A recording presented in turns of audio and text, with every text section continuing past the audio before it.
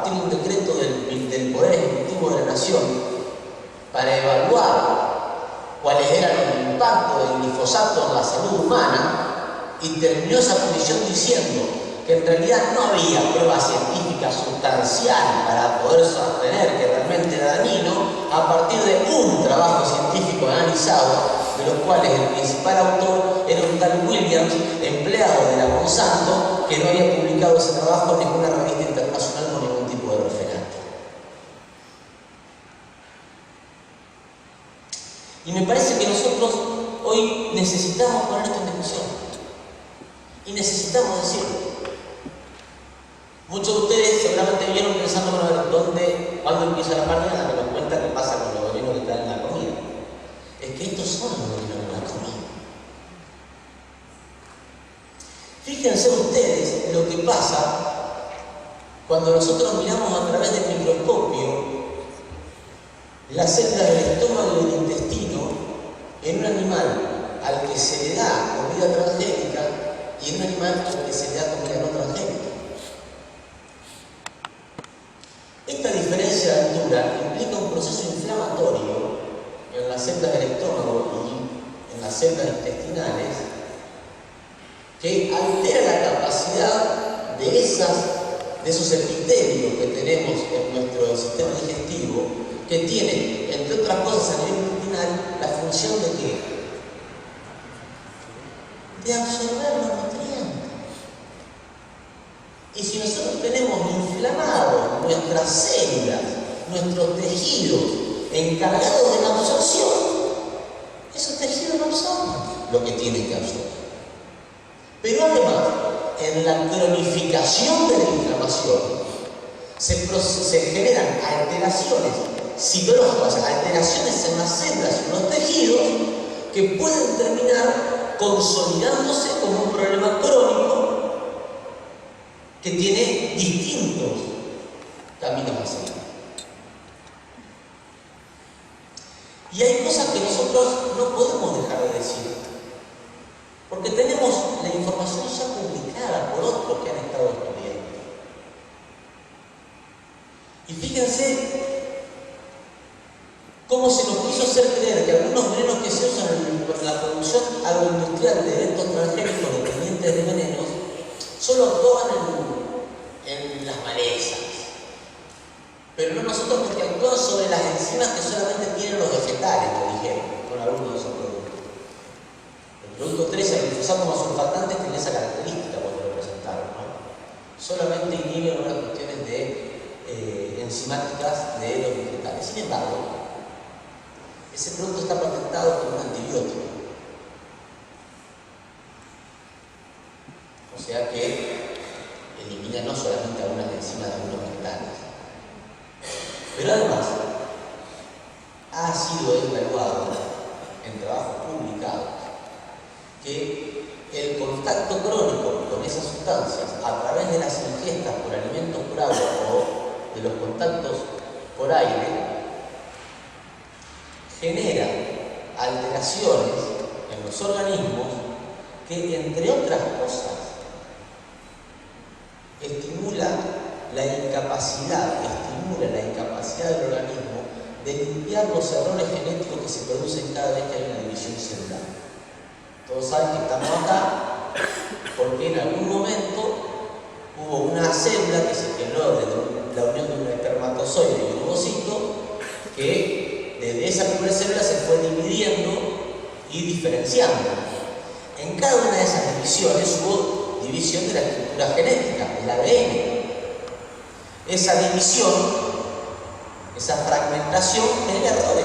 Cada vez que uno corta algo quedan algunos restitos, ¿no? Alrededor, lo cortemos, algo que tengamos un corte láser, siempre nos queda una especie de resto en el cuchillo alrededor. Imaginémonos que eso también ocurre en nuestras estructuras celulares cuando hay división celular. Y cuando hay división celular y esos restitos quedan, nuestro organismo está preparado para limpiarlo con determinados tipos de estructuras que existen naturalmente en nuestro organismo, y entonces no hay problema. Cuando no las podemos limpiar, empiezan los problemas. Y estas sustancias químicas que hoy están en nuestros alimentos, porque se han hecho estudios que se lo han demostrado,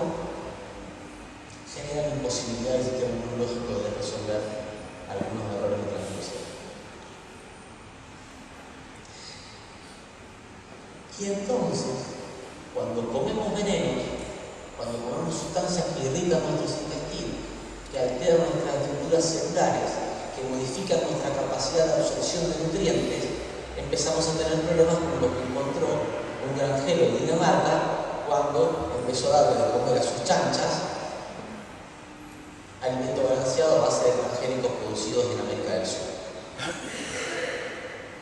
Y le empiezan a hacer chanchos con malformación. En menor cantidad además, o sea, las chanchas tienen menos chanchos que antes y tienen más chanchos con malformación. Estos chanchos, algunos de ellos fueron congelados por este granjero dinamarqués, fueron enviados a un laboratorio en Alemania, donde les hicieron análisis bioquímicos para ver qué tipo de sustancia química tenían estos chanchos encima, y estos, que son chanchos nacidos muertos, tenían AMPA, el metabolito del glifosato, en una granja donde nunca se mira.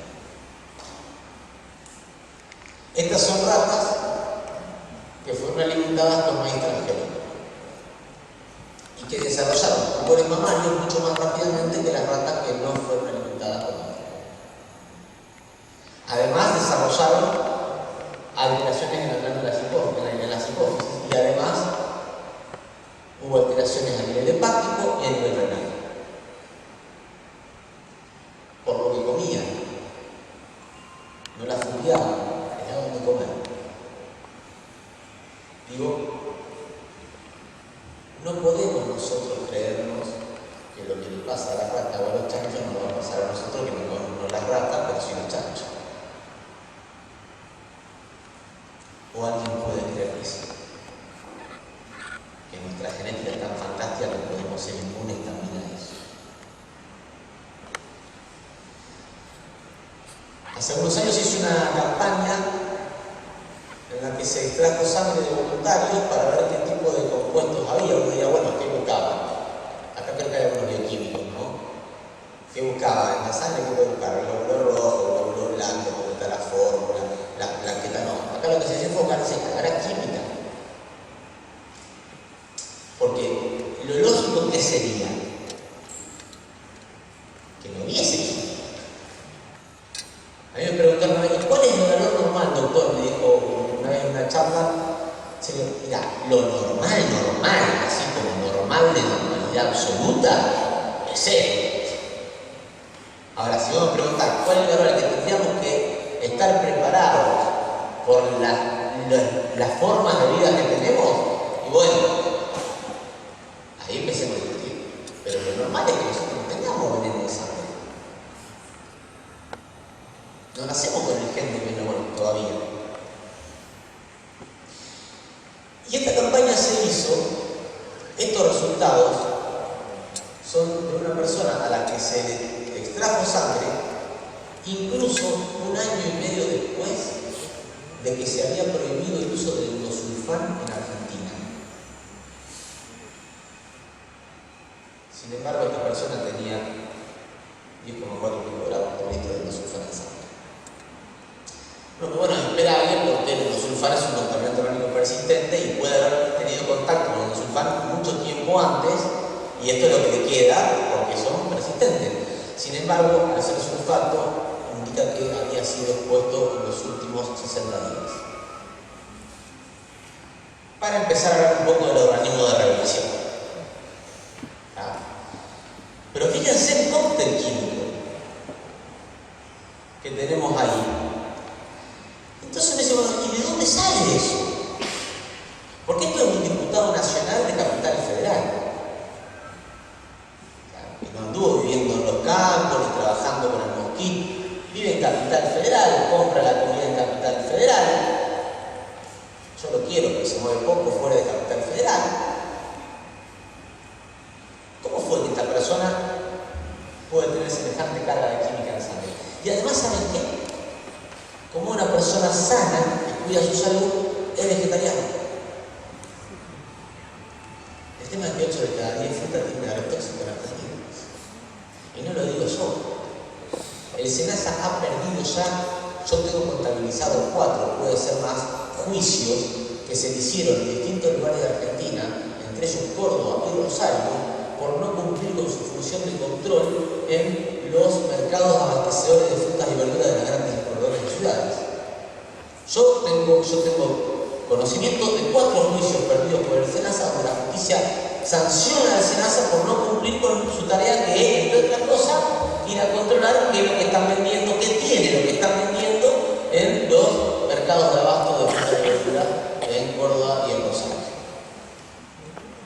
Sí, claro, en Argentina hay un trabajo de Damián Marín y su equipo que encontró sobre 60 muestras de frutas y verduras, esto fue en La Plata, que el 83% de los cítricos de las zanahorias tenían químicos, que el 78% de los morrones, que el 70% de la verdura de ojos verdes, que como mínimo el 76% tenían un químico, pero había un 27% que tenía entre 3 y 5 químicos.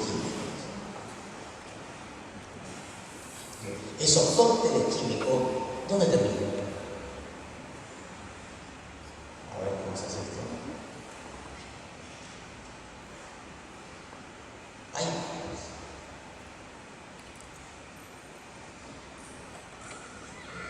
Entonces, cuando nosotros empezamos a pensar a partir de la invitación de Fernando Logista en esta charla, dijimos, bueno, tampoco queremos ser a la onda, que salgamos así todo mal, ¿viste?